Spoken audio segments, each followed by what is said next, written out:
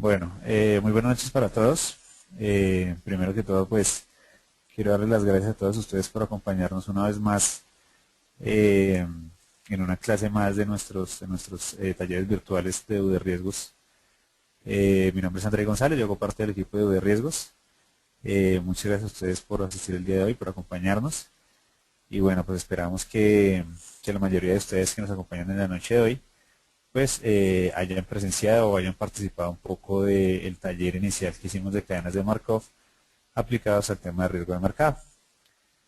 Vamos a hacer un breve resumen para recordar un poquito lo que hablamos en la última clase sobre este tema en particular y vamos a hablar un poco del enfoque que se le dio para que recordemos entre todos pues brevemente qué fue lo que se trabajó y cuál es el objetivo que tenemos entonces para la clase de hoy. El tema de hoy básicamente es aplicación de cadenas de Markov en riesgo de mercado y es una aplicación que está enfocada principalmente a uno de los activos que más se hace monitoreo en la economía local, que es el dólar. Obviamente, de una forma directa o indirecta, pues a todos nos impacta el comportamiento de la moneda y por ende, pues para muchos de nosotros, espero que para toda la audiencia en general, les resulte bastante interesante la aplicación que tendría pues este tipo de ejercicios estadísticos, sobre todo en la toma de decisiones, tanto para personas naturales como para personas jurídicas. The broadcast is now starting. All attendees are in listen-only mode. Ok, básicamente en la clase anterior lo que hablábamos un poco era que el dólar básicamente tiene tres características. Primero, pues es uno de los activos con mayor volatilidad del mercado local. Eh, Algunos de ustedes, espero los que nos acompañan en la audiencia, pues han visto pues el comportamiento histórico que ha tenido el dólar pues a lo largo del tiempo. Y básicamente, ¿qué es lo que uno encuentra en pocas palabras cuando habla del dólar? Uno encuentra fundamentalmente épocas o periodos de una alta volatilidad, como la que ustedes ven acá, desde más o menos agosto desde 2011 hasta septiembre, tal vez comienzos de octubre del mismo año, con una volatilidad muy, muy marcada, muy fuerte, seguido, por ejemplo, de periodos de mucha estabilidad, como el que se vivió hace más o menos un mes y medio tal vez.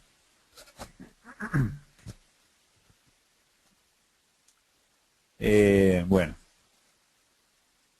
esa es la primera característica que tenemos con este activo.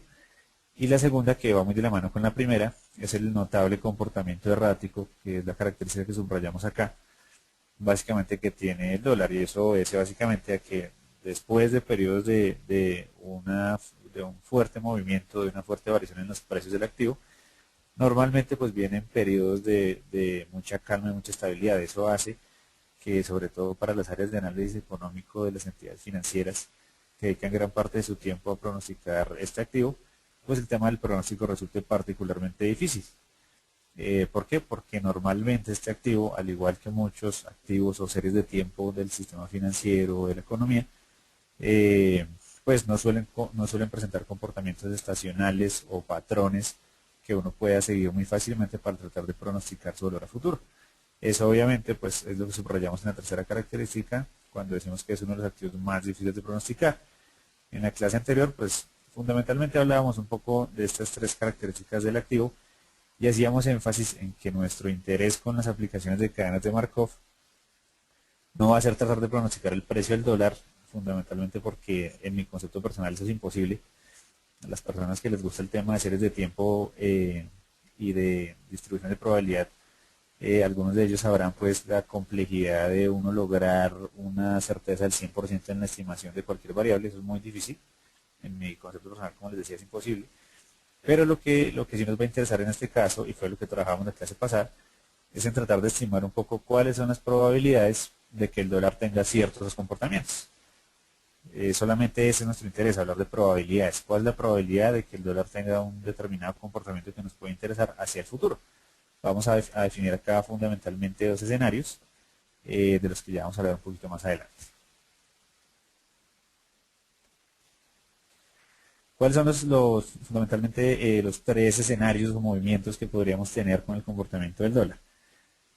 Pues los tres escenarios son muy sencillos. Básicamente es que yo parado en un momento T, es decir hoy, yo quisiera saber cuál es la probabilidad de que el dólar presente un comportamiento al alza, de que el dólar presente un comportamiento estable, que es el segundo escenario, o de que el dólar presente un comportamiento bajista. Fundamentalmente van a ser estos tres los escenarios que a mí me van a interesar en mi análisis de cadenas de Markov.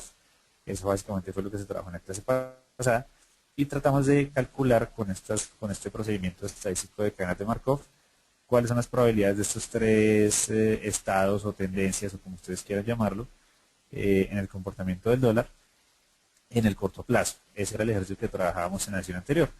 Como les comentaba, pues este análisis básicamente se puede hacer en dos enfoques. El primero es un análisis de las probabilidades de comportamiento futuro del dólar en el corto plazo, que fue lo que trabajamos en la sesión anterior, que estamos haciendo ahora un breve resumen.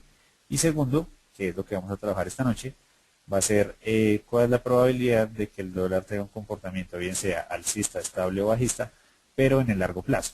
Es decir, si en la clase anterior hablábamos un poco del comportamiento en el corto plazo del dólar entiéndase a una semana, tal vez máximo dos. En este caso vamos a hablar cuáles serían las probabilidades de esos tres estados, pero en el largo plazo, es decir, de aquí a un año, año y medio, tal vez 2 años. Ese va a ser el ejercicio que vamos a trabajar hoy. Como les comentaba y se subraya acá en la presentación, pues pronosticar el precio del dólar es una tarea imposible, esa no es nuestra tarea. Simplemente vamos a calcular cuáles son las probabilidades de largo plazo en la clase de hoy de que asuma uno de estos tres estados. ¿Cómo se hace esto básicamente? Pues mediante la utilización de las cadenas de Markov. En sesiones anteriores con un miembro muy importante de nuestro equipo de trabajo, de Sandra Mateus, estuvimos hablando un poco de la aplicación de las cadenas de Markov para el riesgo de crédito. Bueno, básicamente la misma teoría estadística de la que nos comentaba Sandra hace un par de sesiones, pues es exactamente la misma teoría estadística que se va a utilizar el día de hoy. Simplemente que esta es una aplicación para riesgo de mercado y va a estar enfocada al dólar. Una acotación muy importante sobre este tema es que si bien hoy a mí me interesa mostrarles a ustedes este ejercicio aplicado al dólar, esto se puede hacer exactamente para cualquier otro activo financiero que a ustedes les interese. Lo pueden utilizar para hacer un ejercicio sobre una acción particular, si les gusta la acción de Ecopetrol, de Pasos Ferroviales, de Isagen, bueno, o acciones internacionales, o índices bursátiles como el Dow Jones, el Standard & Poor's, el índice de Shanghái, bueno, cualquier índice bursátil o acción o moneda o cualquier tipo de activo financiero que a ustedes les interese y tengan una serie de tiempo considerable, vamos a ver por qué es importante que la serie de tiempo sea considerable más adelante. Seguramente ustedes van a poder trabajar muy fácil este mismo tema de cadenas de Markov aplicado al activo que a ustedes les parezca o les interesa, pues bien sea para sus trabajos de universidad o para sus trabajos en la oficina. Bueno, ¿cuál es la utilidad de este tema? Lo comentábamos en la sesión anterior. Pues la utilidad, digamos que es bastante clara, y es que si yo pudiera determinar las probabilidades del comportamiento de un activo que a mí me interesa, pues lo que yo podría hacer es, partiendo de esas probabilidades, comenzar a pues digamos, llegando a conclusiones, finalmente tomar decisiones dentro de la forma en que me podría impactar a mí ese activo. Acá vemos un resumen muy sencillo de cómo estas probabilidades, pues aplicadas al dólar en este caso, impactan de una forma directa y en algunos casos en forma indirecta a todos los agentes de la economía. ¿Cómo? Se preguntarán ustedes, pues de una forma muy sencilla, lo comentábamos anteriormente en la sesión de hace unos días. En el caso de las personas naturales, pues básicamente si yo tuviera claras las probabilidades del comportamiento futuro del dólar, podría decidir, por ejemplo, si yo tengo una deuda que digamos que básicamente se reexpresa todos los días con la TRM del día, yo podría, si conozco las probabilidades del comportamiento futuro del dólar, podría decidir si debo o no debo pagar la deuda hoy que yo adquirí en dólares en función de las probabilidades de largo plazo. Eso, digamos, es una utilidad muy clara de este tipo de ejercicios. Por ejemplo, si nosotros tuviéramos que, por ejemplo, las probabilidades de que el dólar tenga un comportamiento bajista, por ejemplo, son del 80%, por decir cualquier número dentro de las posibilidades que se tienen. Supongamos que es un 80% la probabilidad de que el dólar caiga. Pues básicamente lo que yo debería hacer en el caso de tener una deuda adquirida en dólares sería hacer un análisis de si debería o no debería pagar esa deuda en este momento o esperar ese futuro dado el comportamiento que yo espero que tenga en términos de probabilidad de la moneda. Básicamente esta es una herramienta de decisión que yo puedo utilizar pues en mi diario vivir. Por ejemplo, si yo tengo una persona, un familiar que vive en Estados Unidos y todo el tiempo me está haciendo a mí giros internacionales, básicamente eso se conoce como las remesas en la economía. Básicamente a mí me gustaría saber en qué momento del mercado debería yo salir a monetizar esos activos, es decir, en qué momento del mercado debería yo salir a convertir esos dólares, básicamente esos dólares en pesos. También eso lo voy a lograr con las cadenas de Markov y las probabilidades de largo plazo que vamos a tratar de determinar. En el sector real, pues también para los exportadores y para los importadores la aplicación es directa. Básicamente a los exportadores que les interesa en el escenario del dólar, básicamente a ellos les favorece un incremento de tipo de cambio y les desfavorece una caída en la cotización del dólar en términos de peso. Entonces, en el caso de los exportadores, pues les facilitará la decisión de si se debe o no se debe cubrir una exposición al dólar. Por ejemplo, si yo soy un exportador de café, perdón, si yo soy un exportador de café y mi ejercicio de probabilidades de cadenas de Markov me indica que en el largo plazo yo espero que la probabilidad de que el dólar aumente es mucho más grande a que el dólar caiga, supongamos de nuevo un 80%, pues básicamente lo que yo debería hacer es no tomar ninguna cobertura frente a la moneda. ¿Por qué? Pues porque básicamente si esas probabilidades se vuelven realidad, pues obviamente el incremento del dólar va a ser favorable para mí y yo voy a recibir mayor cantidad de pesos por cada dólar, por lo tanto el ingreso por la exportación va a ser más alta. Pero si por ejemplo el ejercicio de cadenas de Markov me dice que la probabilidad de que el dólar caiga es mucho más alta a la probabilidad de que el dólar suba, seguramente lo que yo debería hacer sería una cobertura cambiaria.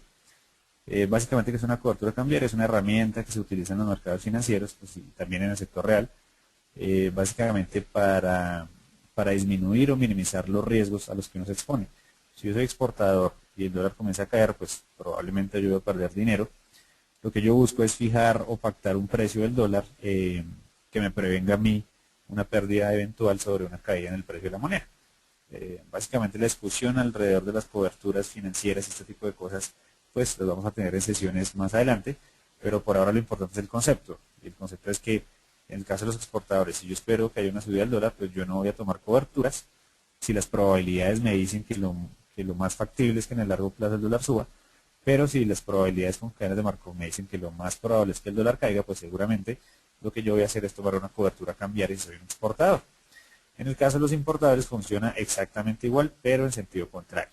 Es decir, cambien ustedes el análisis al que acabamos de hacer y tienen el resultado o la toma de decisión pues que se debería hacer en el caso de un importador. Y obviamente pues esto tiene una aplicación directa en el sistema financiero para las personas que trabajan en el sistema financiero en áreas de riesgo, de análisis económico, de tesorería, bueno, en general cualquier tipo de estas áreas, pues sabrán y entenderán pues cuál es la utilidad que tiene esto. Y es básicamente, si en el sistema financiero yo tengo, por ejemplo, un título valor que yo tengo que comprar en mi portafolio y ese título valor paga en dólares americanos, pues yo tengo una posición larga en dólares, es decir, yo recibo dólares, básicamente. Entonces yo debería analizar si debería cubrir o no debería cubrir esa exposición a la moneda. ¿Cómo? Pues básicamente el análisis es muy similar al que decíamos con el exportador y es si el dólar comienza a subir, obviamente mi activo, pues por expresión de la moneda, va a tener unos incrementos notorios. Por lo tanto, yo no debería tomar coberturas porque el valor o el precio de mercado de mi papel pues se va a incrementar. Pero si por el contrario mis probabilidades indican que el dólar va a comenzar a caer, pues yo debería hacer una cobertura cambiaria para evitar perder valor en mi activo. Bueno, y también en el sistema financiero se utiliza mucho para establecer si se tienen que tomar o no se tienen que tomar posiciones especulativas frente al dólar. Hay muchas entidades financieras que entre sus áreas de tesorería pues tienen básicamente operadores o traders que se dedican básicamente a especular sobre la moneda, es decir, si yo espero por análisis económico o por un ejercicio estadístico que yo haga que el dólar comience a subir, pues yo asumiré una posición larga y si creo que el dólar va a caer, pues asumiré una posición corta. Esto pues lo discutiremos más adelante cuando hablemos un poco de análisis técnico y bueno, muchos otros temas que tenemos para todos ustedes, pero básicamente acá lo importante es que tengan la idea, pues el concepto. Y esto era un poquito lo que hablábamos en la clase anterior, entonces como se pueden dar ustedes cuenta, la aplicación que tiene este tema de cadenas de Markov para activos financieros pues es gigante. Reemplacen el dólar por una acción, reemplacen el dólar por una moneda y les aseguro que adicional a eso ustedes están en cualquiera de los tres escenarios, como personas naturales o dentro del sector real o dentro del sistema financiero. Entonces pues las aplicaciones, básicamente la conclusión hasta este momento es que las aplicaciones son muchas. Es muy importante aclarar para todas las personas que nos acompañan que obviamente este ejercicio es un ejercicio estadístico que básicamente implica un análisis de probabilidades. Eso no significa, bajo ningún escenario, que si nuestra conclusión es que hay un 80% de probabilidad de que el dólar suba, por ejemplo, supongamos que ese sea el resultado, pues eso no implica que hay certeza en que el dólar efectivamente va a subir. Esto es simplemente una herramienta más que nos va a ayudar dentro de nuestro análisis y dentro de nuestros escenarios para la toma de decisiones. No implica que si la probabilidad es muy alta, sea completamente seguro o yo tenga certeza de que ese fenómeno va a ocurrir. Es importante que lo tengamos claro. Es decir, puede que el análisis diga que muy seguramente el dólar va a subir y puede que no lo haga.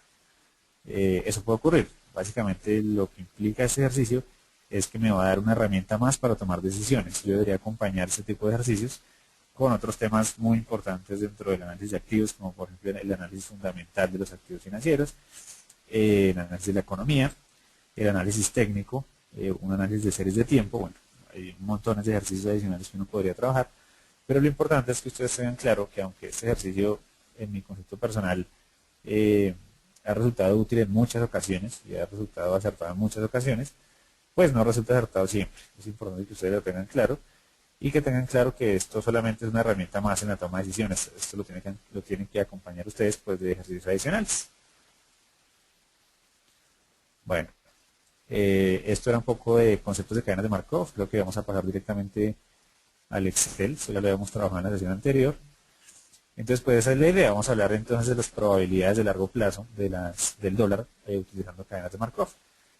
En la clase anterior, pues básicamente, ¿qué hicimos? Estamos ahora en el Excel. Básicamente lo que hicimos fue tomar una serie de tiempo del dólar, una serie de tiempo considerable. En este caso nosotros utilizamos 3.173 datos. Esto es el precio del dólar desde el 1 de enero del 2000 hasta el 13 de abril del 2002. Obviamente, digamos, los resultados que tengamos en estos momentos podrían no coincidir con la realidad actual de la moneda, pues obviamente porque esto es un ejercicio práctico, pero obviamente pues ustedes podrían actualizar la base de datos y hacer el ejercicio con los datos actuales del precio del dólar. Importante que una serie de datos considerable. Esto es muy importante, ya vamos a explicar por qué, pero es muy importante que ustedes lo tengan en cuenta porque si utilizamos una serie de datos muy corta, digamos que la onda estadística o el nivel de error que tendríamos en esos casos pues sería mucho más alto al nivel de error que tendríamos si utilizamos una base de datos considerable. Y más aún cuando estamos hablando nosotros de probabilidades de largo plazo. Cuando hablamos de probabilidades de largo plazo, pues intrínsecamente estamos tratando de pensar en términos fundamentales y eso implica analizar una base de datos grande. Básicamente es lo que necesitamos. Importante para todos ustedes, si van a hacer una aplicación de este tipo de cosas, por ejemplo acciones, tienen que tener en cuenta que deben considerar acciones líquidas, porque si las acciones que ustedes escogen no se transan todos los días o el volumen de negociación es muy bajito, pues muy seguramente los resultados que tengamos con el ejercicio van a estar sesgados de una forma negativa, porque no van a corresponder a la realidad financiera del activo. Entonces es importante que cuando ustedes hagan estos ejercicios utilicen activos líquidos, activos con series de tiempo grandes, con un número de datos considerable y con una liquidez importante en cuanto al volumen de la negociación. Entonces eso es muy importante que lo tengan en cuenta. Una vez que tuvimos la serie de tiempo, pues básicamente lo que hicimos fue crear tres variables. Una es el precio del dólar de hoy, que es exactamente igual a la serie inicial. Y la segunda variable pues, que creamos fue el precio del dólar en el momento T-1, en el momento anterior, que es simplemente, básicamente, si lo pueden llamar de esa forma, correr pues un día el comportamiento de la moneda. Es decir, lo que estaba en este caso en el momento PT, pues va a ser parte de PT-1, que es lo que ustedes ven acá. Y la tercera variable pues es el escenario del precio del dólar a futuro. Básicamente, esta parte pues del ejercicio se creó fundamentalmente para comprobar la propiedad markoviana, que esto en palabras sencillas y para no demorarnos tanto en el recordatorio pues, de la clase anterior, significa que básicamente lo que decía Markov en este caso con su propiedad markoviana es que el comportamiento futuro de un activo depende solamente del comportamiento presente del mismo y no del comportamiento presente y del comportamiento pasado. Es decir, yo prácticamente podría obviar el comportamiento pasado para hacer un ejercicio de cadenas de Markov. Esta propiedad markoviana es muy importante. Acá hay una demostración con correlaciones que, bueno, no vamos a entrar en detalle de nuevo porque eso ya lo trabajamos en la lección anterior. Lo importante es que una vez demostrada esa propiedad, nosotros sí vamos a poder utilizar las cadenas de Markov. Si nosotros no demostramos, digamos, siendo estadísticamente lo suficientemente buenos, si no comprobamos esa propiedad markoviana, pues seguramente nuestros resultados pues van a ser un poco sesgados. Es importante y acostumbro a hacerlo yo siempre en este tipo de ejercicios, pues ser bastante riguroso. Y la rigurosidad implica fundamentalmente hacer las comprobaciones necesarias antes de comenzar a hacer un ejercicio estadístico. Entonces es un tema bastante importante. Una vez comprobada la propiedad markoviana, lo que hacemos fundamentalmente nosotros es sacar los logaritmos naturales de la serie del precio. ¿Por qué los logaritmos naturales? Básicamente lo que hacemos es el logaritmo natural del precio de hoy dividido entre el precio de ayer. ¿Y esto para qué lo hacemos? Simplemente para sacar las razones de crecimiento, es decir, las variaciones de cambio que tuvo la moneda en términos relativos. ¿Eso qué significa? Por ejemplo, miremos por ejemplo este numerito, 1.14%. Si vamos a la serie inicial, lo que tenemos es que el dólar pasó de 1874, subió a 1895. Ese incremento nominal pues de la moneda implica un incremento porcentual de 1.14%, es decir, el precio del dólar de hoy frente al precio del dólar de ayer aumentó 1.14%. Ese es el análisis que se hace. Y básicamente todo el ejercicio está creado en variaciones porcentuales, fundamentalmente por un tema de agrupamiento que ya vamos a discutir. Y pues si alguno de ustedes llega a tener dudas, por favor les solicito pues que levanten la mano. Giovanni Camacho, que es la persona que nos está ayudando con todo el tema tecnológico, va a estar muy atento pues de sus inquietudes. Entonces si ustedes llegan a tener alguna inquietud en algún momento, pues básicamente por el chat se pueden comunicar con nosotros y Giovanni va a estar atento para comunicarme a mí cuando haya alguna inquietud. Ya les explicamos cuál es la importancia de trabajar esto en tasas de crecimiento, que es lo que estamos haciendo. Como comprobamos anteriormente de una forma muy rápida, como les expliqué, comprobamos la propiedad markoviana, pues yo lo único que necesito es la serie de tiempo en el momento t y la serie de tiempo en el momento t más 1. Eso es todo lo que yo necesito para hacer mi ejercicio de cadenas de Markov aplicadas al dólar. ¿Qué hago con este escenario? Pues básicamente tomo el dato del día siguiente, es decir, el dato del momento t en el periodo siguiente pues es equivalente a t más 1, es el que yo tomo para el ejercicio. Y básicamente estas dos variables que tenemos acá son las que vamos a utilizar para hacer nuestra matriz de transición.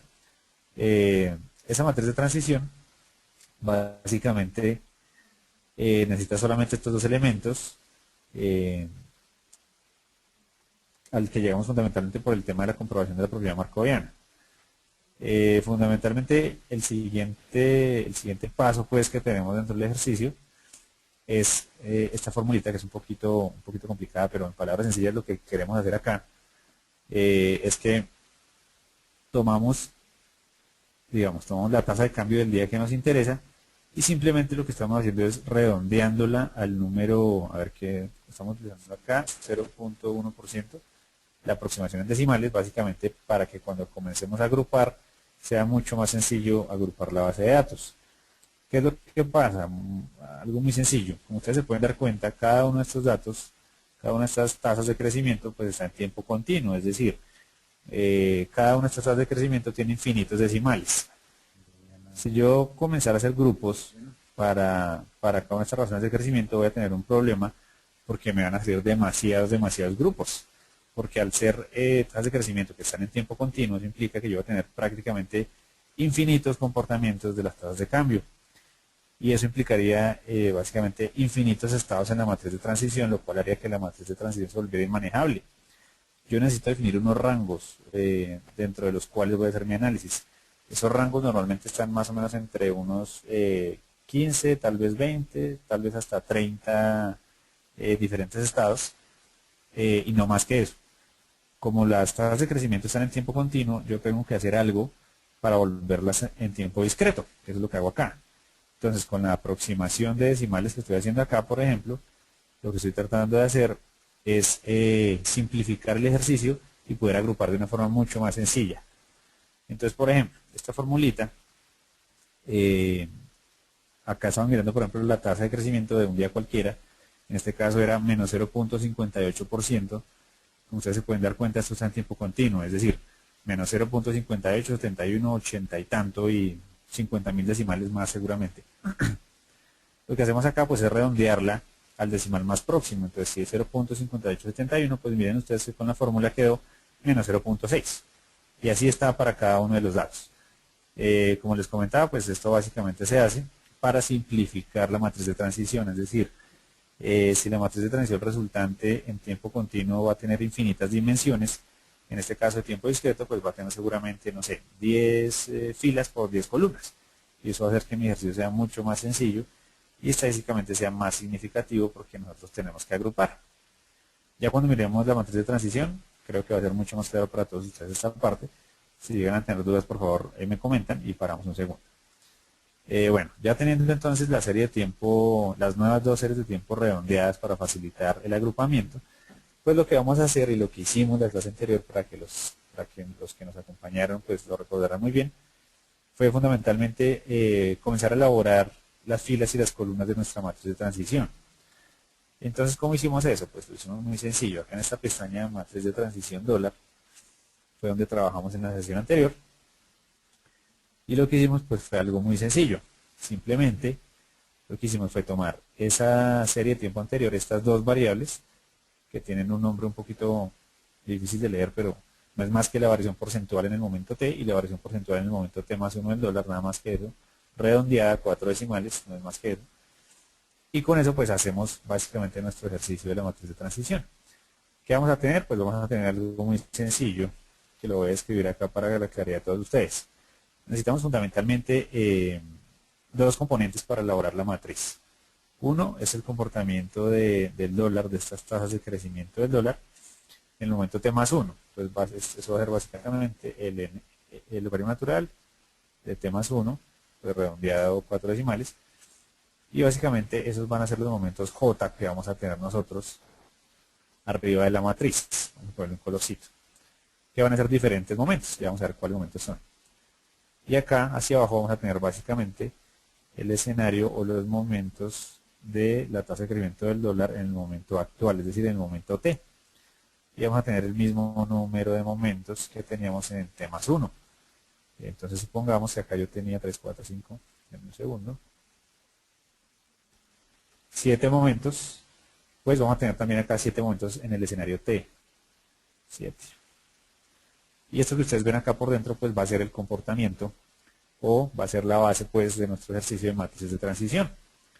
Eso básicamente fue lo que hicimos en la sesión anterior, montamos nuestra matriz de transición. ¿Cómo se hace? Pues de una forma muy sencilla. Tomamos la serie de datos que tenemos acá y le damos insertar tabla dinámica. ¿En dónde la hacemos? Básicamente, bueno, una nueva hoja de cálculo o una hoja de cálculo existente donde ustedes quieran. Y simplemente lo que tenemos que hacer es llamar las variables que me interesan. Entonces, por ejemplo, en este caso particular, recordemos la matriz que hicimos. Entonces teníamos el momento t más 1 y el momento t. Básicamente lo que deberíamos hacer es esto. Básicamente poner en el eje superior el momento futuro, digamos. Y en la parte izquierda los escenarios en el momento t. Y listo, esa es la base para hacer nuestra matriz de transición. Al interior pues de la matriz de transición, pues básicamente lo que tenemos que hacer es contar, nada más que eso, contar para sacar las probabilidades pues en términos discretos que estamos haciendo en este ejercicio. Entonces simplemente volvemos a tomar la variable t más 1 y le decimos sumar. Y una vez tenemos ese campo configurado, vamos a configuración campo y le vamos a decir cuenta. Listo. Lo que nos va a mostrar acá es básicamente la ocurrencia de cada uno de los eventos, nada más que eso. Como ustedes se pueden dar cuenta, acá tenemos un grande problema y es básicamente que hay muchos eventos que inicialmente en el momento t no ocurren en el momento j. Ese es el problema de trabajar una matriz de transición con demasiados componentes dentro de cada estado. Por ejemplo, si, como les comenté anteriormente, esta parte superior de la matriz son los momentos j, es decir, los momentos futuros, y toda esta columna hacia abajo pues va a ser los momentos iniciales o los momentos i. Miremos entonces que momentos J, si yo considerara todos los momentos que tengo, son aproximadamente, ya les voy a decir, son aproximadamente 73 momentos. Esos son demasiados momentos. Es decir, yo tengo una matriz acá de 73 filas por 73 columnas. Obviamente es una matriz cuadrada, siempre va a ser una matriz cuadrada en estos ejercicios, pero es demasiado grande. ¿Y cuál es el problema que sea tan grande? Pues el problema que sea tan grande es que van a haber momentos, como por ejemplo este, menos 5.2%, que en el momento I pues existen, pero en el momento J no existen. Es decir, que estando en un estado I, que es menos 5.2%, pues hay muchos estados J en los que no pasa nada. Eso en mi ejercicio en términos de probabilidades pues va a ser muy grave, porque voy a tener muchos escenarios de probabilidad de cero. Ese básicamente es el problema de utilizar demasiados momentos dentro de cada uno de los estados de la matriz de transición. Uno debería velar siempre por utilizar pocos estados. Esa es la razón por la cual nosotros, como les mostraba aquí anteriormente, pues redondeamos la serie de tiempo a 4 decimales para simplificar los estados, porque si yo lo hubiera dejado como estaba inicialmente, pues no tendría 73, sino tal vez 500 o 600, bueno, no sé. Entonces, finalmente el ejercicio en términos de probabilidad pues no tendría ningún sentido. Esa es la razón de escoger pocos estados. ¿Cómo se interpreta esto? Lo vimos en la clase anterior de una forma muy sencilla, y también lo vimos cuando hablábamos de riesgo de crédito, hace un par de sesiones con Sandra. Y la interpretación es muy sencilla. Lo que yo voy a determinar acá en la matriz de transición es cuál es la probabilidad de que en este caso el dólar, estando en un estado I, que es cualquiera de todos estos estados, pase a un estado J al futuro, que es cualquiera de estos momentos. ¿Cuál es esa probabilidad? ¿Qué tan posible es que eso sea? ¿Cómo se lee eso? Pues muy sencillo. Por ejemplo, ¿cuál es la probabilidad de que si el dólar hoy tuvo una variación negativa de menos 1.9%, cuál es la probabilidad de que, dado que eso ocurrió, dado que cayó menos 1.9%, pues en el momento J, en el momento futuro, por ejemplo, caiga nuevamente, pero caiga 3.9%? ¿Cuál es la probabilidad? Eso es lo que me va a decir a mí la matriz de transición. En riesgo de crédito, pues manejábamos esto anteriormente, Sandra recomendaba pues por estados de demora y por calificación. Acá pues es una aplicación simplemente a las tasas de crecimiento de una moneda, no es más que eso. El problema era el que les comentaba, por ejemplo, si yo quisiera saber, bueno, ¿cuál es la probabilidad de que si el dólar hoy cayó menos 1.9%, cuál es la probabilidad de que mañana caiga menos 7.9%? Pues no tengo ningún evento. Lo que yo diría ahí es que la probabilidad es 0%, pero es demasiado complicado hacer una afirmación de este tipo, debido a que tenemos demasiados momentos pues dentro del estado J y dentro del estado I. Eso para mí es un gran problema. ¿Y eso por qué ocurre? Pues porque obviamente, si nos devolvemos a nuestra gráfica un segundo, vamos a devolver a la diapositiva 2 para que ustedes vean, pues obviamente el dólar tiene algunos días en donde tiene algunos precios que no son muy comunes. Por ejemplo, en todo este periodo que fue más o menos desde febrero del 2011 hasta septiembre-octubre del 2012, pues miren ustedes que, por ejemplo, aparentemente solo una vez llegó a un nivel de más o menos 1980. Solamente hubo un evento allá. Pero a lo largo del resto del periodo no volvió a tener ese comportamiento. Básicamente, este tipo de cosas son las que hacen que la matriz de transición tenga todos estos vacíos. Porque estos menos 7, que el dólar en un día caiga menos 7.9%, pues es muy difícil, eso no pasa todos los días. Tiene que haber una noticia en el mercado demasiado importante para que el comportamiento sea así de fuerte. Una noticia muy fuerte, por ejemplo, en inversión extranjera directa, en reservas internacionales, en cambios de la política económica, no sé, una noticia muy grande, por ejemplo, en todo el deterioro fiscal que está teniendo Estados Unidos. Bueno, este tipo de cosas pueden generar un impacto muy grande en la moneda, la crisis europea, pero son eventos que no pasan todos los días. Esos básicamente son, si uno hiciera una distribución de probabilidad, serían las colas de la distribución, y son sucesos que no pasan muy a menudo. Como no pasan muy a menudo, pues si yo voy a contar dentro de la matriz, pues van a haber muchos casos en los que no tengo datos, por eso se comienza a agrupar. En nuestra clase anterior, pues nosotros ya habíamos definido los grupos o los rangos, pues, en los que íbamos a agrupar datos. Y entonces decíamos algo muy sencillo. Decíamos, bueno, pues, por ejemplo, que el dólar caiga hasta menos 7.9% en un día es muy poco probable. Eso tal vez ha pasado una sola vez en la historia, o tal vez dos. Entonces hagamos un rango que va desde esa cola de la distribución, que es menos 7.9%, hasta un nivel que se acerque un poquito más al promedio. Digamos que esto es un poco subjetivo. Esto ya es un poco más la tarea del analista, de la persona que se siente a hacer este ejercicio. Y muchos de ustedes se preguntarán, pero bueno, pero ¿por qué Andrei define los rangos desde menos 7.9 hasta menos 1.6? ¿Qué criterio estadístico utilizó? La respuesta es ninguno. La respuesta es ninguno porque, al igual que en este ejercicio y en muchos que ustedes van a ver, y las personas que han trabajado estos temas pues entenderán mi respuesta, lo que sucede es que muchas veces lo que uno ve en los libros de texto, que parece tan perfecto y tan bonito, en la vida real no se puede hacer. Y en la vida real hay que hacer simplificaciones y abstracciones para poder hacer aplicaciones de lo que uno ve en los libros de texto. Este es uno de esos casos. Tal vez con algún ejercicio estadístico podríamos definir rangos para agrupar los datos en cada uno de los momentos de los estados, pero yo personalmente creo que acá la subjetividad o el conocimiento, la experiencia de la persona que se sienta a hacer esto puede ser mucho más relevante en algunos casos que un buen modelo estadístico. Eso pasa muchas veces. Estos rangos los definí así, por ejemplo desde menos 7.9 hasta menos 1.6, porque dentro de ese rango, dentro de ese nivel, yo encuentro más de 30 datos del dólar.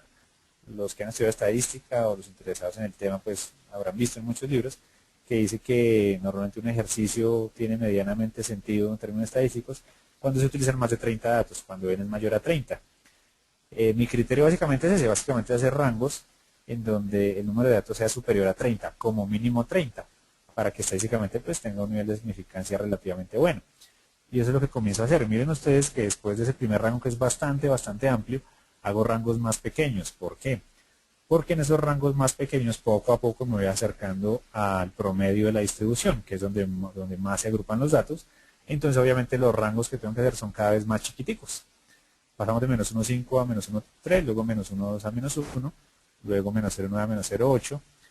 Y todo este intervalo, miren este intervalo entre menos 0.8 y 0.7, que no hay grupos definidos, es porque cada uno de esos momentos solitos tiene el suficiente número de datos para hacer el ejercicio sin que se tenga que agrupar.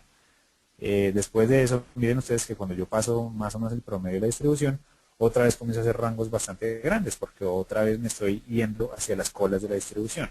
Paso de la cola izquierda de la distribución a la cola derecha, básicamente.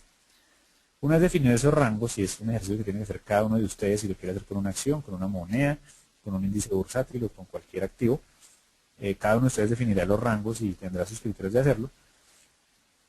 Pero una vez definido, pues básicamente lo que uno hace es agrupar. Por ejemplo, acá ya está la matriz hechecita, y este grupo 1, básicamente, ¿qué comprende? Ese grupo 1 pues comprende básicamente todos los datos que caen de una variación del precio del dólar entre menos 7.9 hasta menos 1.6. Y así sucesivamente para cada uno de los grupos que les estoy mostrando a ustedes básicamente en este cuadro. Una vez hechos los grupos, lo que yo hago simplemente es contar. Darle clic derecho acá, configurar el campo y decirle que me cuente, que es lo que ustedes ven acá. Bueno, un segundo, me comenta por acá Giovanni que tenemos preguntas. Entonces le cedo el micrófono a Giovanni para que nos comente las inquietudes que ustedes tienen.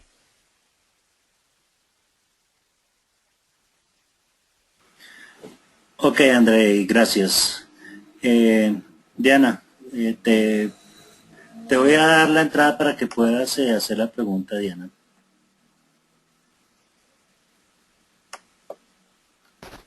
Listo, Diana. Hola, buenas noches.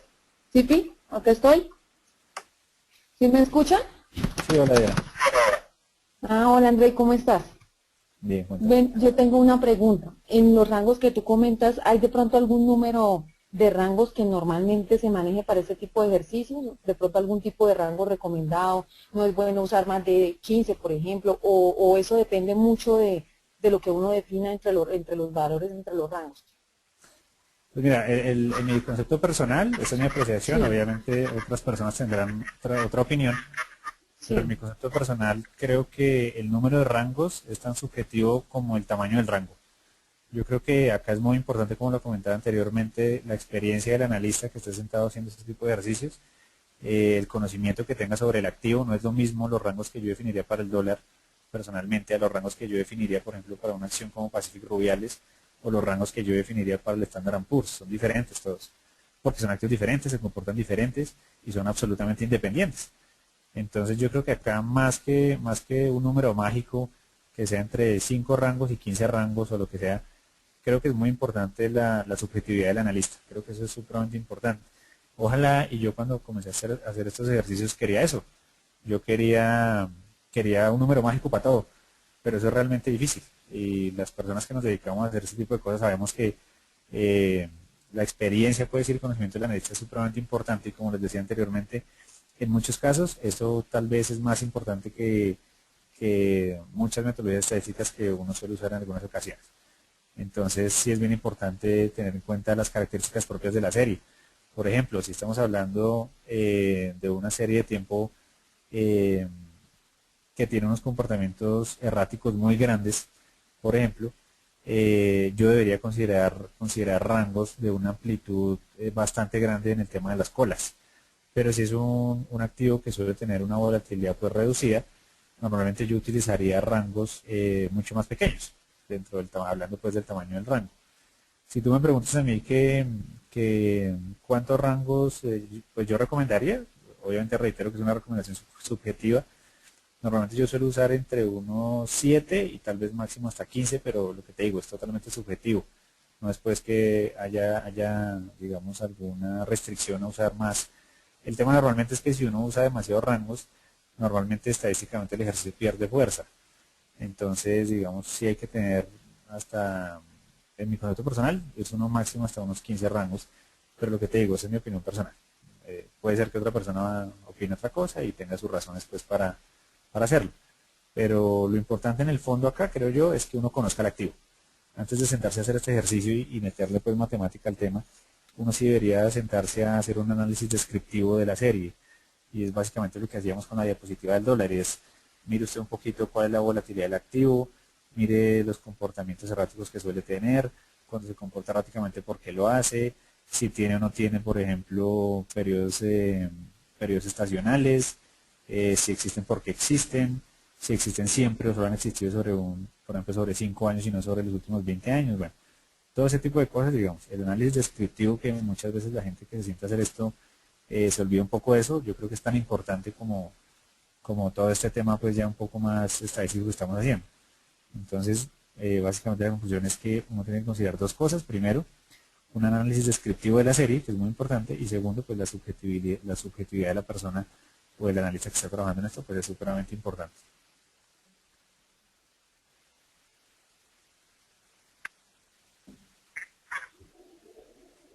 ¿Tengo audio? Ajá. Ah, ok. Ah, no, listo, Andrés, listo, perfecto. Yo tenía Bueno, otra pregunta pequeña. Es, por ejemplo, cuando yo evalúo toda la serie, si la serie llega a tener de pronto un momento en que tuvo unos cambios muy, muy bruscos y luego la serie se empieza a estabilizar, eso también debo tener en cuenta para pensar en el rango de la serie que voy a tomar sobre la cual voy a hacer este análisis. qué pena, no te vi bien. ¿Me repites? O sea, sí, claro. Por ejemplo, digamos que yo tengo un activo. ¿Sí me estás escuchando bien? Ajá, sí. Si yo tengo un activo, de pronto un momento del tiempo, el activo estaba empezando, bueno, no sé, una situación específica que hizo que fuera muy volátil y luego el Ujú, activo se estabilizó y cambió su comportamiento. Eso, sí. digamos, en ese momento uno tiene que analizar desde qué punto debe tomar la serie para que no pueda llegar como a generar análisis incorrectos, dado como los cambios diferentes que tuvo el activo en un momento del tiempo y luego en otro, Pues o mira, no hay problema si yo tomo toda la serie, no sé. por ejemplo, en este caso particular, nosotros estamos tratando de calcular probabilidades de largo plazo. Cuando uno Ok, habla de probabilidades de largo plazo, pues normalmente, como les comentaba al inicio de la charla, uno tiene que velar por utilizar series de tiempo muy, muy grandes. Y series de tiempo muy, muy grandes implica también recoger todos esos momentos que normalmente suelen ser atípicos o poco comunes. Porque finalmente a mí me interesa en términos fundamentales o de largo plazo la serie de tiempo, por lo tanto necesito tanta historia pues como yo tenga de la serie. Entonces sí es muy importante tomar una serie de tiempo considerable. Si tú vas a hacer este ejercicio, por ejemplo, perdón, vas a hacer ese ejercicio para, perdón, para calcular las probabilidades, pero de corto plazo, probablemente sí va a ser muy importante considerar esos periodos que de pronto no obedecen al comportamiento ordinario de la serie. Para análisis de corto plazo, sí, seguramente lo que tú dices es cierto, pero para el ejercicio de hoy, que es análisis de largo plazo, no resulta tan relevante. Lo que resulta relevante es tomar una serie de tiempo lo suficientemente grande.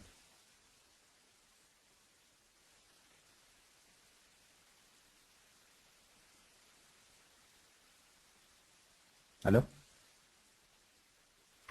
Muchas gracias, André. No, perfecto. Es que no me han dado, no, listo, perfecto. Muchas gracias, André. Entendido. Bueno, con gusto. ¿Tenemos más dudas, Giovanni? No, André. Ok, André, bueno. listo. Gracias. Entonces, seguimos con el tema. Bueno, una vez agrupados nuestros datos en los rangos que hemos establecido, básicamente ahora el ejercicio consiste en calcular las probabilidades que nos interesan, las de largo plazo. En la clase anterior hicimos todo este ejercicio y calculamos las de corto plazo. Ahora vamos a analizar las de largo plazo. Una vez tenemos pues los eventos contados, miren ustedes que aquí a la derecha yo tengo como un resumen de cuántos datos tengo en cada una de las filas.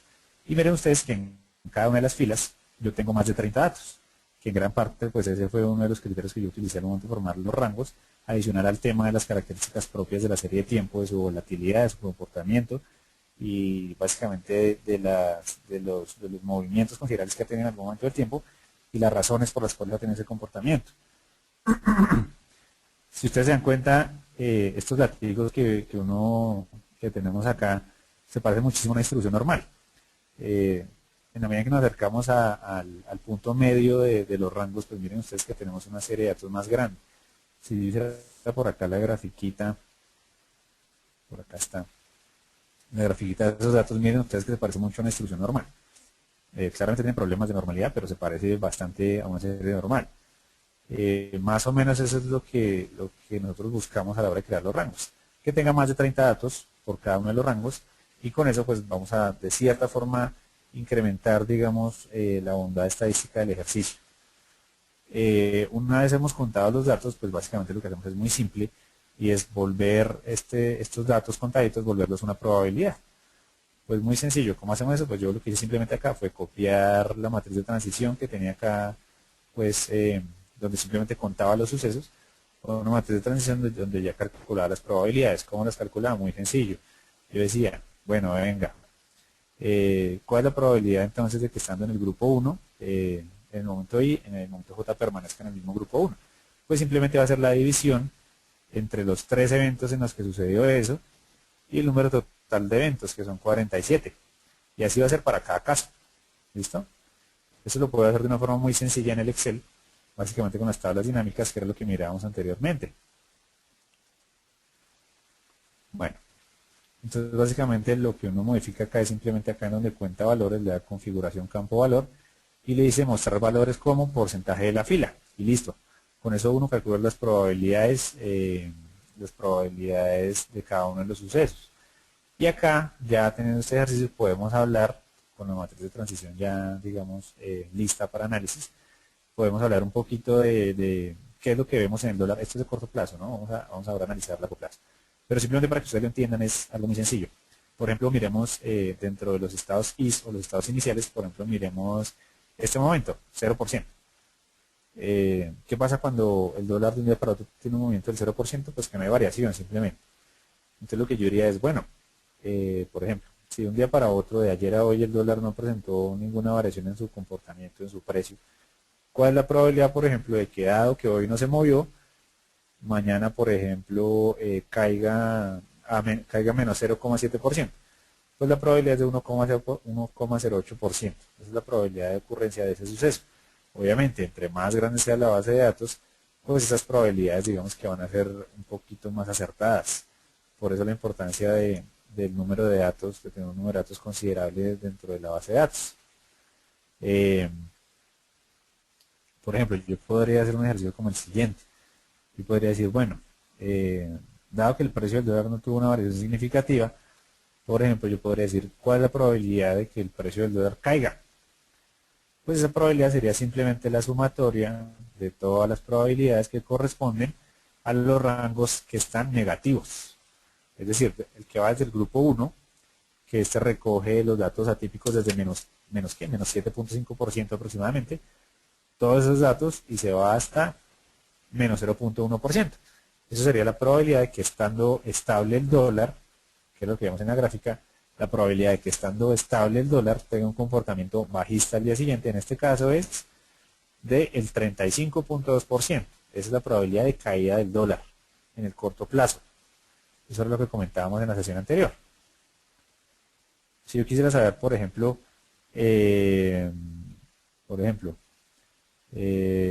acá, ¿cuál es la probabilidad entonces de que teniendo un comportamiento estable, el dólar a futuro pues se incremente, tenga comportamientos positivos alcistas? Pues va a ser todos los rangos en los cuales estos variaciones porcentuales tienen un signo positivo. Y esto da 33%. 33%. Y finalmente yo podría decir, bueno, ¿cuál es la probabilidad de que estando el dólar estable, en un momento I, pues en el momento J, siga estable? Es decir, siga sin pasar nada. La probabilidad es de 31%.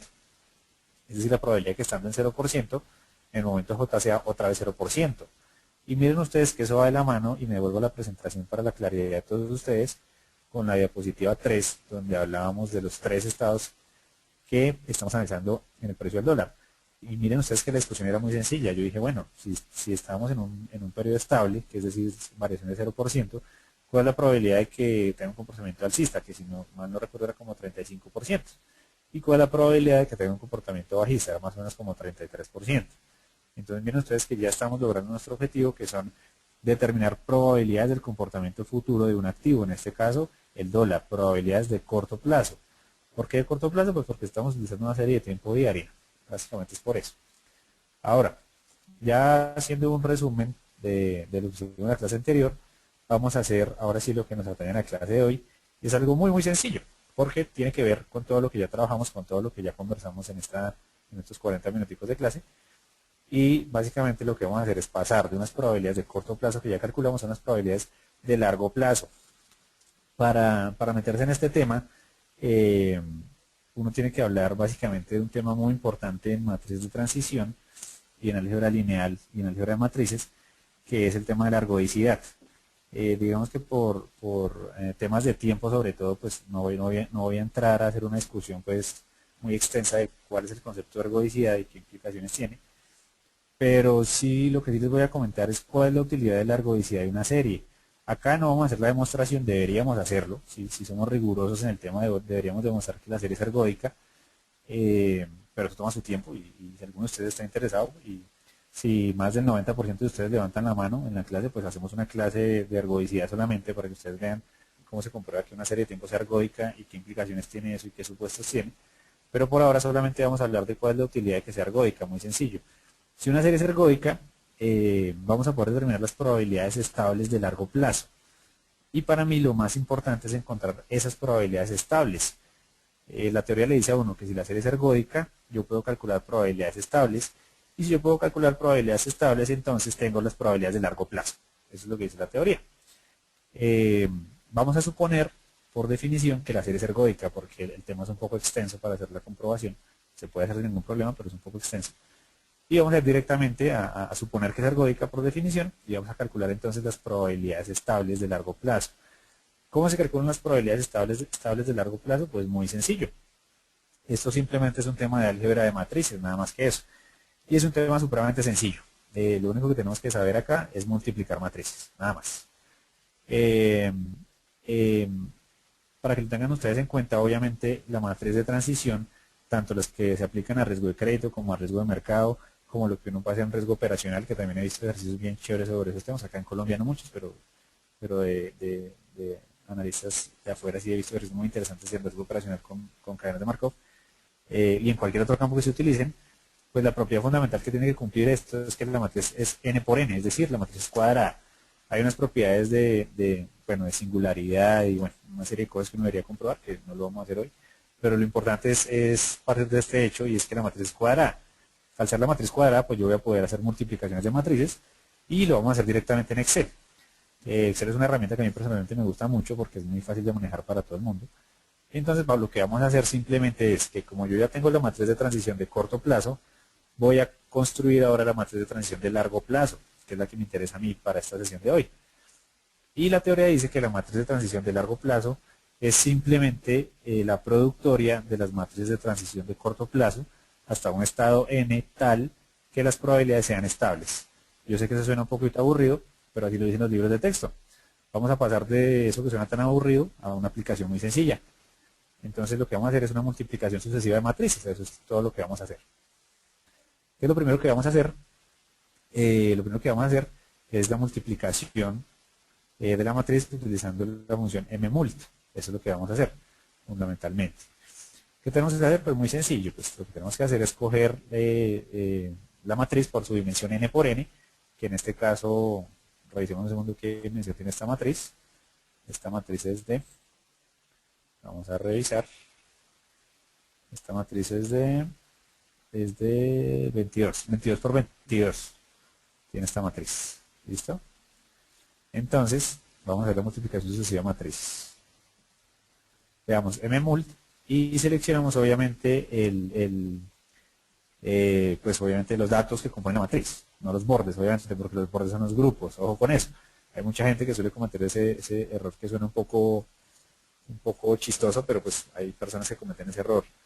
Entonces lo que tenemos que utilizar son los datos que componen el interior de la matriz, olvidándonos obviamente de los rangos que la componen.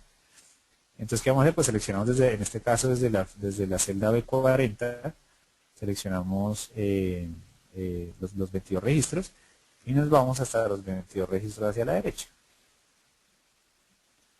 Listo, que este es el grupo 8. Le damos F4 para que mantenga constantes los datos. ¿Y por qué lo vamos a multiplicar? Pues por la misma matriz. Porque como les dije, la teoría dice que la matriz de transición de largo plazo es equivalente a la productoria de la matriz de transición de corto plazo hasta un estado n tal que las probabilidades sean estables. Entonces voy a tomar otra vez exactamente la misma matriz, le doy F4, la cierro y acabo de cometer un error que se me olvidó. Y es que antes de eso, como la matriz es 22 por 22, lo que yo tengo que hacer es lo siguiente. Tengo que definir en Excel el tamaño de la matriz, también 22 por 22. Entonces vamos a escribir acá hasta 22 y acá también 1, 2. Esto me queda un porcentaje, un segundo. 1, 2 y nos vamos hasta la fila 22. 20, 21. Hasta la 22, listo. Perdón. 22.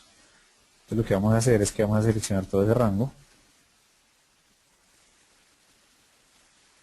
y le vamos a dar igual y repetimos lo que yo he escrito antes, mmult,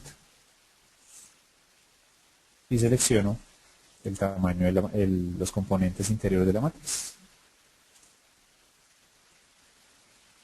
y lo vamos a multiplicar por ella misma, que es lo mismo que coger estos datos hasta acá y pegarlos aquí a la derecha. Cuando tenemos ya la funcioncita y hemos seleccionado el tamaño de la matriz, le damos Control Shift, lo tenemos oprimido y le damos Enter.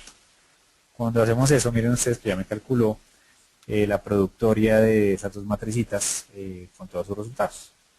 Lo voy a poner en un porcentaje. Y en este caso tendríamos una matriz que es, denme un segundo, que es que está definida como n a la 2, ¿cierto? O sea, la matriz inicial es la matriz n, bueno, n por n en realidad, y esta es la matriz n por n a la 2, al cuadrado, ¿cierto? Porque está multiplicado pues, por ella misma una vez. Listo, ya tenemos la matriz de corto plazo en el momento n2, ¿cierto? Vamos a volver a hacerlo, ahora, nuevamente aquí abajo, dame un segundo, por aquí abajo, y yo le voy a dar pegar, y lo único que tengo que hacer es darle F2, y voy a modificar la selección de las celdas. Ahora, ¿cuál voy a multiplicar? Pues la nueva matriz, ¿cierto? Listo, nuevamente le doy Control Shift Enter, y esta matriz pues ya no va a ser de n a la 2, sino de n a la 4, ¿cierto? Normalmente estas matrices se estabilizan aproximadamente en n a la 18 o n a la 36 normalmente.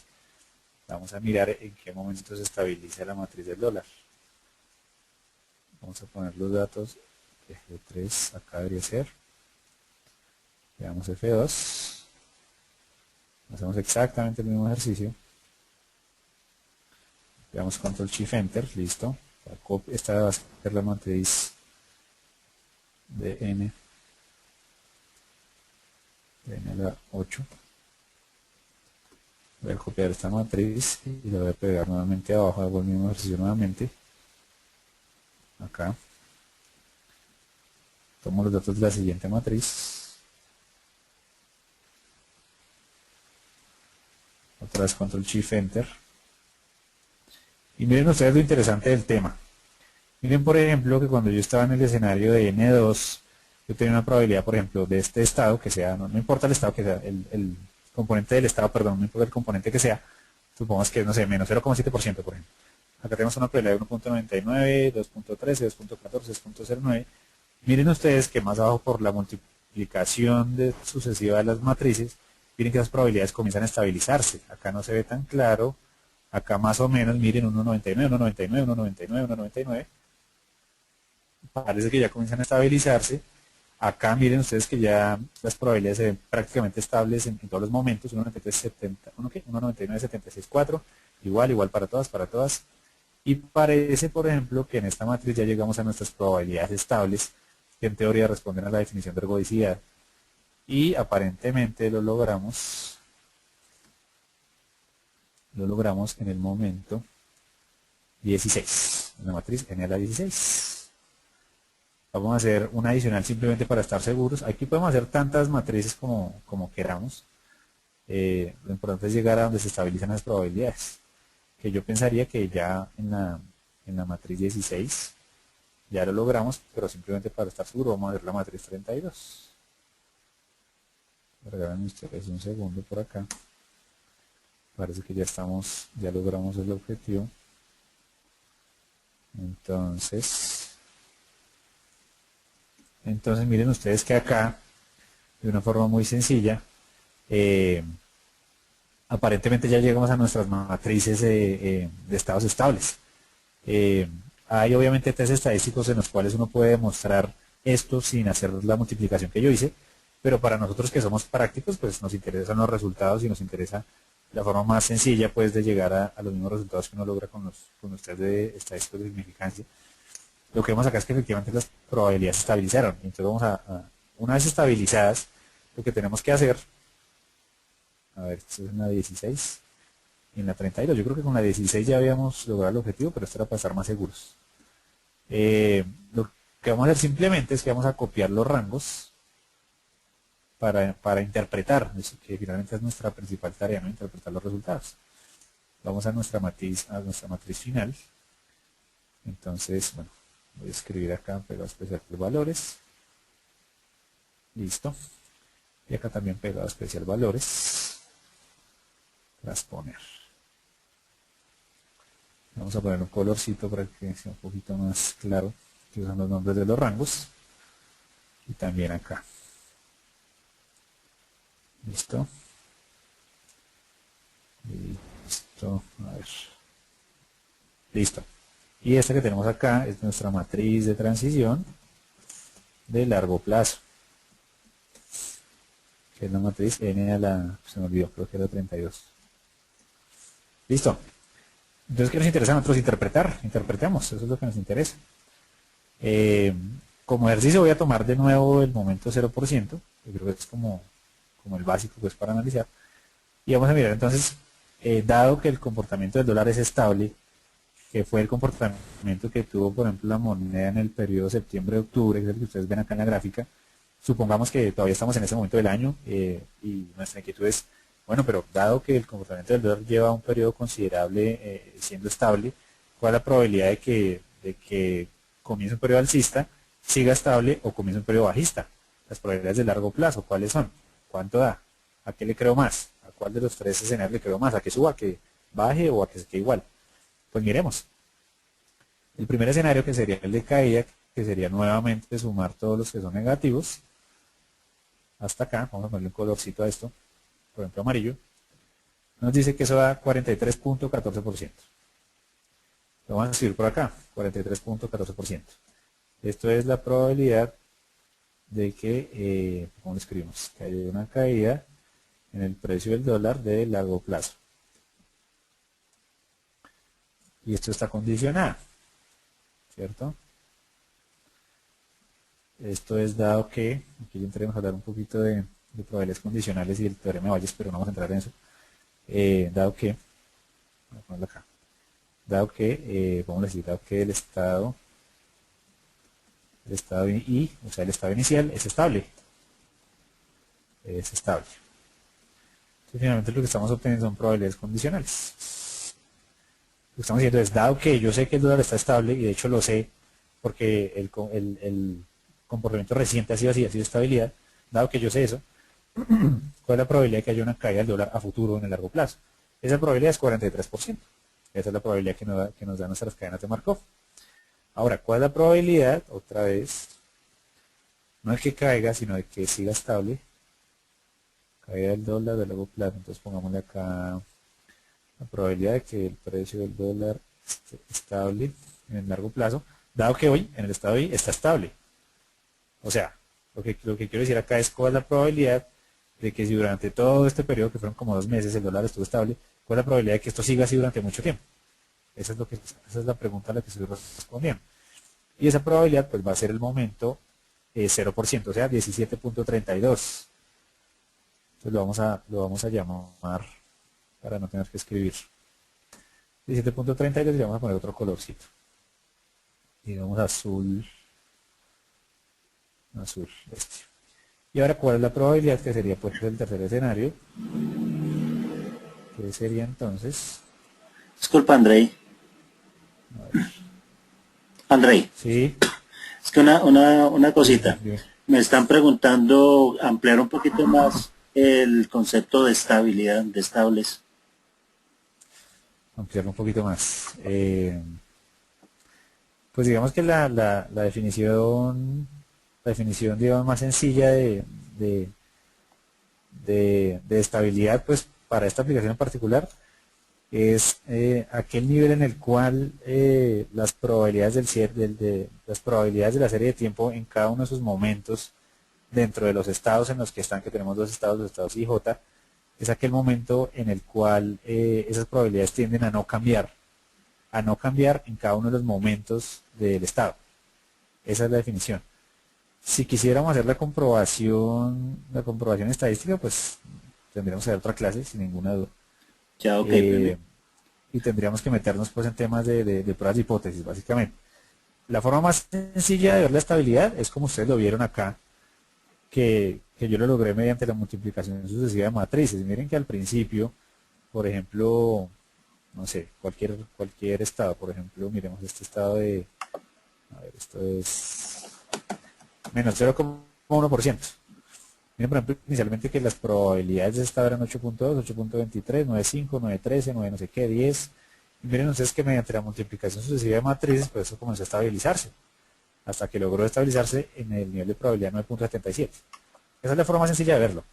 Pero si quisiéramos llegar a profundizar en el tema, sí tendríamos que hacer una clase adicional y hablar un poco ya de test de significancia para comprobar la estabilidad. Eso es.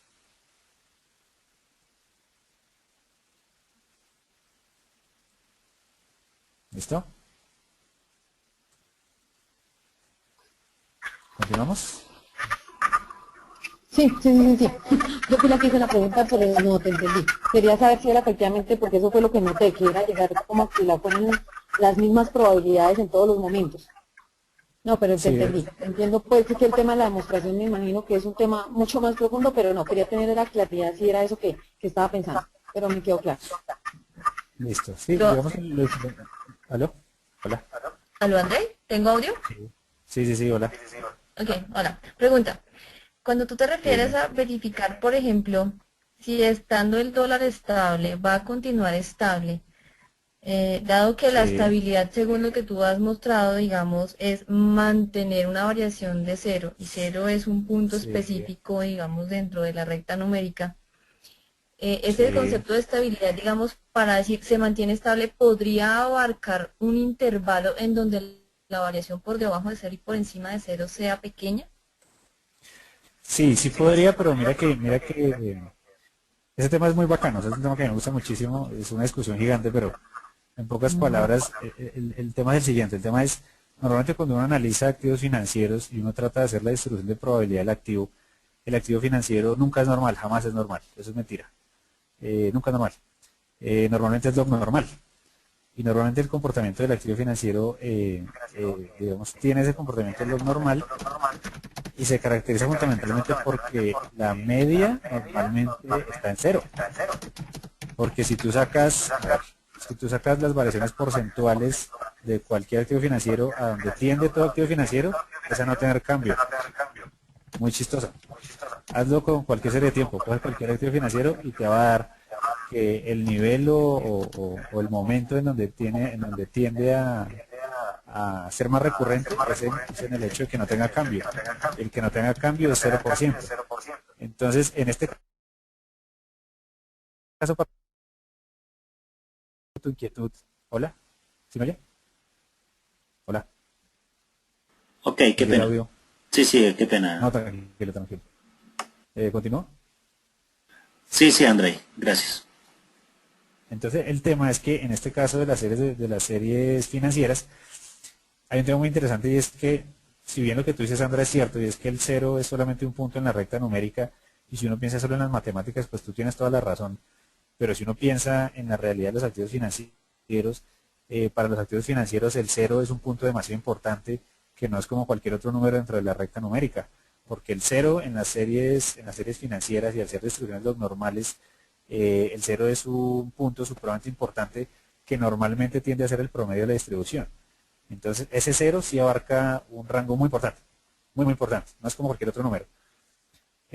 Ahora, si tu duda es si uno puede tomar rangos que vayan un poquito más allá de cero, sí, seguramente uno sí podría tomarlos. Pero dado que ese 0% tiende a ser el promedio de este tipo de distribuciones, pues normalmente el rango que yo haría sería muy chiquitico. O sea, si no es 0%, si no es un punto fijo, pues cero, yo pondría, por ejemplo, no sé, menos 0,001 hasta 0,001. Si me entiendes, el rango sería bastante pequeño. Pero ¿por qué sería tan pequeño? Porque es que el 0%, o sea, el valor de, o sea, en tasas de crecimiento para un activo financiero, el cero es un punto supremamente importante. Entonces yo personalmente, que he trabajado en series financieras durante varios años, sí me siento muy tranquilo en afirmar que el 0% es el estado estable de un activo financiero.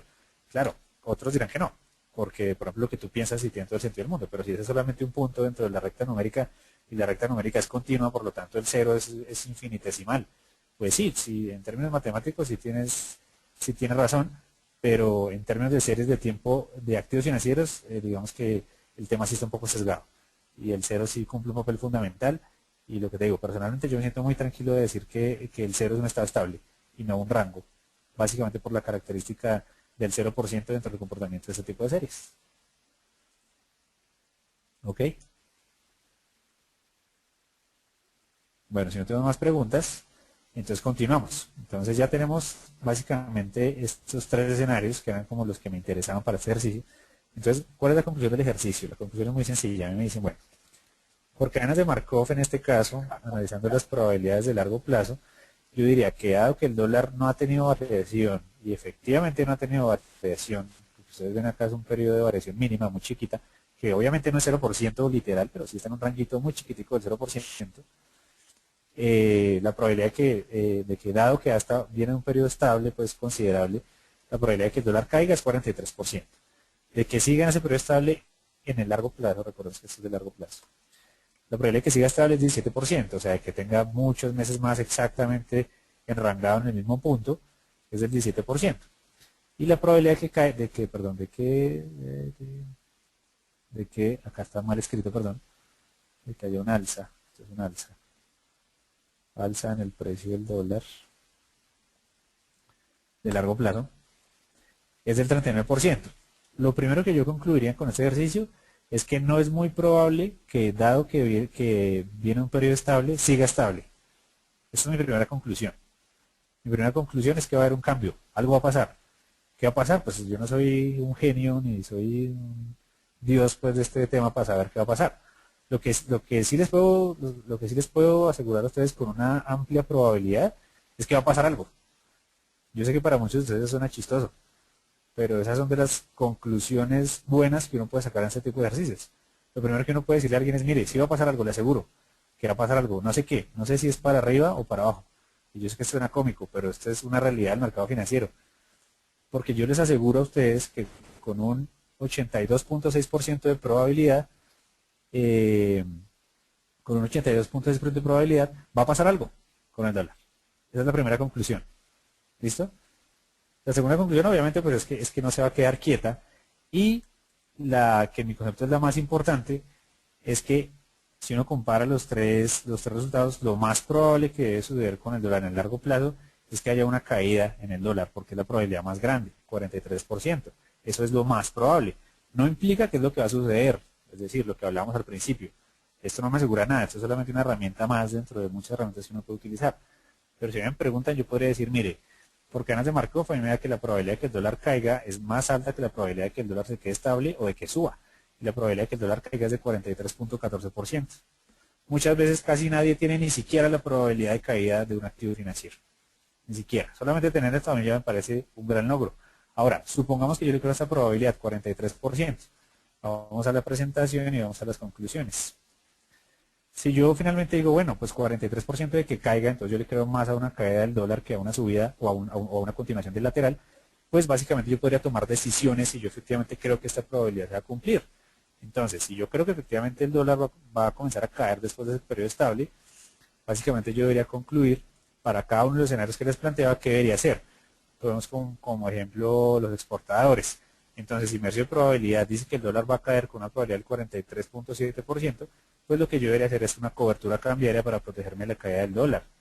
Si por ejemplo yo soy una persona natural y recibo remesas del extranjero y la probabilidad entonces a lo que yo le creo finalmente por mi ejercicio es que va a haber una caída en el comportamiento futuro del dólar, pues básicamente lo que yo buscaría es una monetización, antes de que el dólar continúe cayendo. Ese tipo de cosas, porque yo recibiría más pesos por dólar y no haría la monetización en el futuro. Entonces una persona natural podría tomar esa conclusión.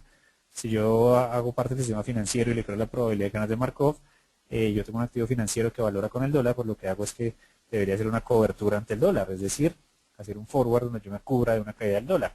Con eso estaría protegiendo el activo. Entonces miren ustedes que esta sí se constituye como una herramienta, en mi concepto, muy interesante para tomar decisiones sobre cualquier activo financiero. Eso me parece supremamente importante.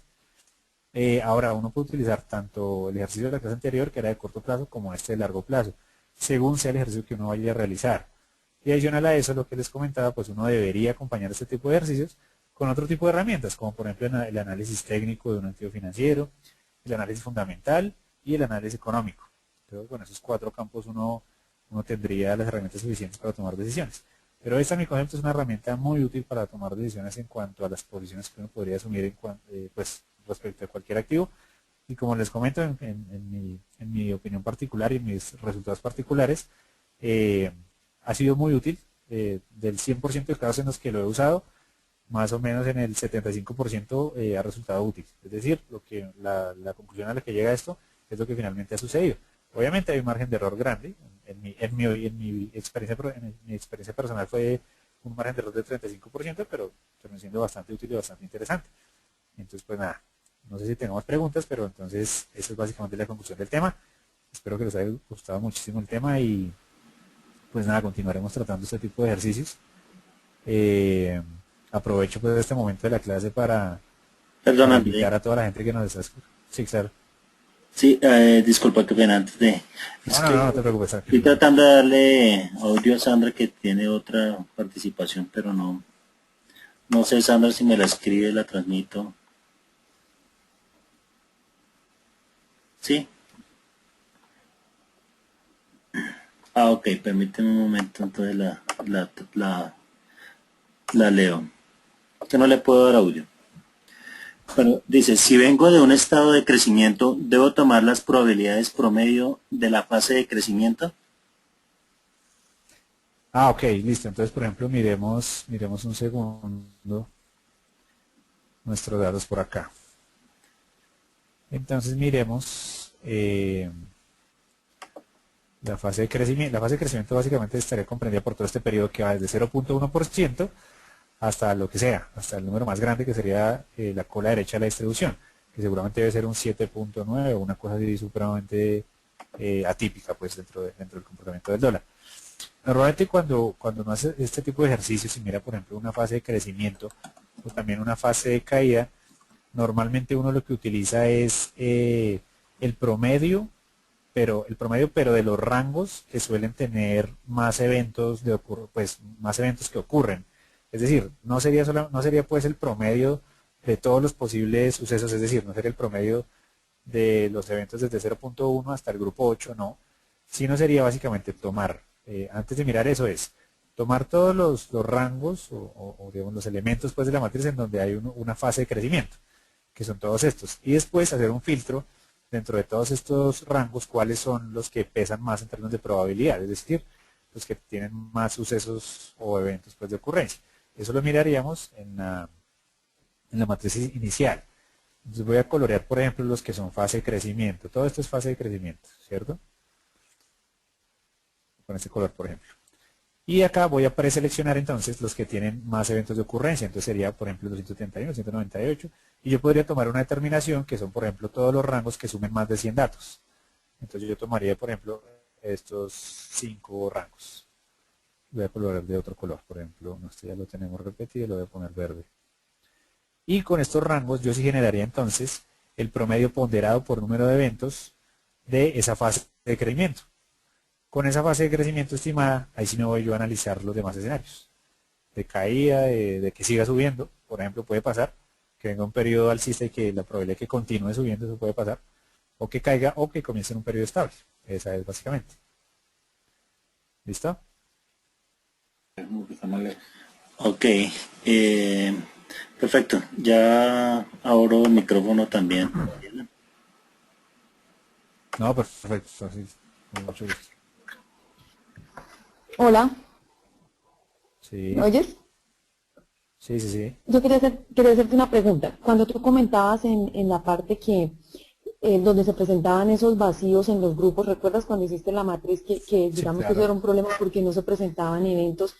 De Acá. pronto de alguna manera yo lo podría mejorar, o no sé si no tiene nada que ver, exacto, sí, eso yo lo podría mejorar, o sea, la pregunta es, uno, si así como lo puedo dejar, igual no habría problema en el análisis, o si yo podría de pronto considerar grupos en los intervalos más grandes que hicieran que esos espacios en blanco de pronto se pudieran recoger en algún otro grupo, ¿sí me hago entender? Si yo podría modificar el tamaño de los grupos para tratar de omitir estos espacios, o que fueran menos, digamos, estos espacios en blanco. O si, por ejemplo, hasta este momento, a pesar de que están los espacios en blanco, igual es completamente válido, pues, lo que yo estoy haciendo. Como para tratar de disminuir estos espacios que te entiendo son un problema al momento de hacer el análisis. Pues digamos, normalmente en este tipo de ejercicios el problema de los rangos siempre existe. Porque Sí. como tú sabes, las series financieras, pues prácticamente todas las series financieras son continuas, no son discretas. De entrada, eso ya le supone a uno un problema. Por ejemplo, si en riesgo de crédito yo puedo agrupar eso por rangos de mora, que van de 0 a 30, de 31 a 60, de 61 a 90 y demás. Eso es básicamente es discretizar el ejercicio. En riesgo de crédito, si se pudiera, uno podría tomar, por ejemplo, niveles de mora en tiempo continuo, que sería algo muy chistoso, tomar 0.1 días de mora, 0.5 días de mora. Eso sería en tiempo continuo. Lo que se hace en riesgo de crédito es discretizar. Lo que yo hice acá exactamente fue lo mismo, discretizar. Dado que todas las series de tiempo suelen estar en tiempo continuo, lo que hice yo primero fue tomar tasas de crecimiento para comenzar a eliminar esa continuidad, y segundo, a las tasas de crecimiento lo que hice fue agruparlas por decimales. Y mira que aunque hice todo ese procedimiento para disminuir el número de rangos, pues cuando hice la matriz de transición inicial, mira que continué con el mismo problema. Entonces es un problema supremamente importante dentro de este tipo de ejercicios y dentro de todos los que requieran una discretización pues, de los datos, sobre todo con series financieras. Pero normalmente, digamos, el siguiente paso, la siguiente medida es, dado que hice todo ese proceso para discretizar y aún no es suficiente porque tengo vacíos en el ejercicio, lo que puedo hacer yo es comenzar a agrupar estos ranguitos en grupos obviamente que condensen más rangos para que esos nuevos ranguitos ya tengan datos o el suficiente número de datos por dentro que haga que estadísticamente pues sea más significativo el ejercicio. Si tú me preguntas que si uno puede hacer el ejercicio así nomás, es decir, sin agrupar, pues sí, sí se podría hacer, pero vas a tener un montón de problemas a la hora de sacar conclusiones. Para mostrarte ese montón de problemas tendríamos que hacer el ejercicio, pero pues obviamente no alcanzamos. Podríamos hacer, si a ustedes les parece, una sesión donde hagamos eso para ver todos los problemas que conllevan un número de rangos demasiado grande y en términos de estadística, digamos, la pérdida de significancia que implica y en términos económicos también la ausencia o digamos, la falta de seguridad que le genera esto al análisis. Pero pues sí, obviamente eso habría que mirarlo después. Pero los mecanismos de agrupar, pues son esos que te conté, son los más utilizados. Listo, listo, Andrés. No, perfecto, te entiendo perfectamente. Pues, en la medida que fuera posible, sí sería, me parece súper interesante el ejercicio. Claro, sí, sí, a todos les parece, sí, que estás de acuerdo, pero te entiendo. No, sí, quería saber eso, pero entiendo. Eso y el Ajá. tema de lo que hablas de, ¿cómo fue la palabra? De la serie orto algo. Ergodicidad, ergodicidad. No, la verdad no la había escuchado y eso me imagino que debe tener Ergodicidad. unos supuestos debajo también. Y Sí, en sí, sí. teoría uno debería primero validar esos. Bueno, te quería pensar como en la práctica del mundo financiero.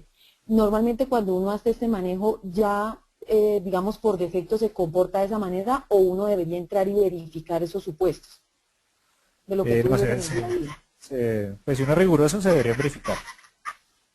Pero digamos en el día a día, pues digamos en la realidad del mundo financiero, con este ejercicio que tú haces, uno puede ya suponer que cumple esa propiedad o esa característica. Pues por ejemplo, para el caso particular del dólar, yo en ese momento hice la prueba de ergodicidad. Y yo Ujú. personalmente sí creo que para cada activo que uno trabaje sí debería hacerlo. Ah, Pero ok. O entonces sea, sí, en serio, creo o que sea, para sí es cada, mejor. sí. Ah, ok, perfecto, Ajá. listo. Era de algoricidad. Ergodicidad, ergodicidad. Ajá. Ergoricidad. Listo, listo, Ok. perfecto. Antes de Bueno, que continuemos, listo. vale. ¿Tenemos más preguntas?